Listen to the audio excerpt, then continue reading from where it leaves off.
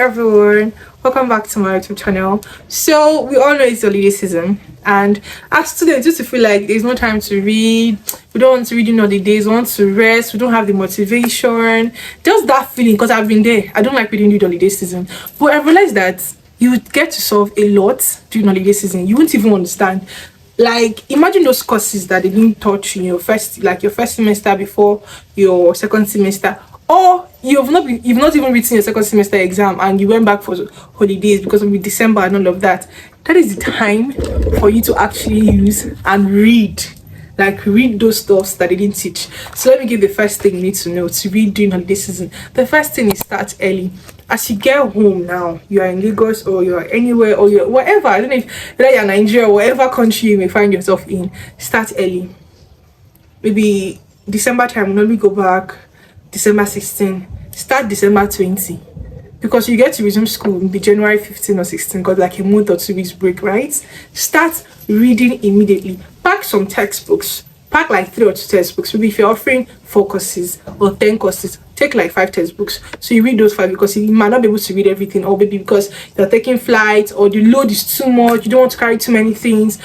So you have to be realistic with your goals. So take like 3-4 courses you don't really understand very well, or you want to read them well because you like them, or anything. Just take them to your house, like 5 or 3, then start early. Secondly, craft a schedule. You have a whiteboard or a book. You tell us, okay, yeah, this is my final year. I have international law, company law, taxation, and jurisprudence. The 4 courses, I'll take just 2. I'll take my taxation and my jurisprudence to my house. I'll craft a schedule that for every 3 days in the week, I must make sure I read at least 3-4 hours before I sleep or after I wake up in the morning. You might be a morning person or a night person. Find out which person you are. You start reading. Start early. Create a schedule. And also, do you know the third thing that is very good? Get an accountability partner. Your friend in schools who also want to do these things, tell them, or you can ask someone in class. The person will be your guide. Okay, when you read, for example, you guys, okay, for the first semester or for the first week, let's read taxation, and we'll do 2 topics in that week. When you now come, okay, maybe you read direct tax, I read direct tax. Let's explain it. Tell me what you understand by direct tax. You have a video call with the person. The person will talk you, explain. That makes you accountable, because imagine the person is not doing that. You just be telling, but I read though, whereas you lied, did not read. Do you get? But imagine 2 of you coming together to ask questions. There's no way you would lie now. If you don't know the answer, you will laugh at yourself, or I'll laugh at you, whatever the case may be. So make sure you read, ask yourself questions. The both of you have a call and you ask yourself questions. Then the 4th thing is start a countdown. See what I normally used to do whenever I go back. If I do it, I'll do it this time again. So I'll be like, okay, I want to finish taxation, 4 topics. For that 1 week, I'll tell myself 2 topics. I'll time myself 3 hours. I will not give up. I'll read that whole topic that day. The next day, I'll not revise it. I won't read again. I'll start revising, reading my notes to see if I understand this. Then ask another question. Then I won't go to ChatGPT or any AI platform and give them the things I read, the topics I read, and let them ask me questions to test if what I read is actually in my stairs, if it's upstairs. Do you get? That thing will help you so much. So try it. You can do it yourself with your friends. If you don't have friends to read during holidays, you do it to ChatGPT, and ChatGPT will give you really bulletproof questions for you to answer. And any question you did not get, tell it to give you a very detailed explanation to that very answer it gave you. Then number 5 is clear your work area from distractions.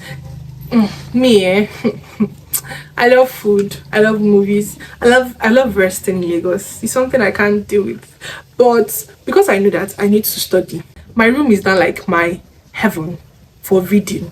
That morning I want to start reading from that either 5 a.m 6 a.m in the morning, 4 a.m in the morning to like 9-10 in the morning. Nothing like movies in my head. I will leave it. Then during the day, I'm watching movies, I'm eating, I'm resting, nobody's disturbing me. Do you understand? So let's learn to make an altar the time necessary for your reading. Then enjoy yourself. Then after you're done, you can decide to scatter back again, doesn't matter. But make sure that time you want to start. Most of the time, if I want to read, just because I'm using my phone, I don't have like a tablet or an iPad here. If I do have a tablet or an iPad, I'll be very happy, because imagine that I want to study, I'm using my phone. Before I know it, I'm replying someone on Netflix, on WhatsApp, I'll get distracted. So if I had like an iPad, I would just be reading on my iPad. My phone will be in someone's room. I'll not even touch it because it's going to distract me. Make sure your room is clean. It doesn't have anything that will make you to be saying, I wish I studied. Don't do that.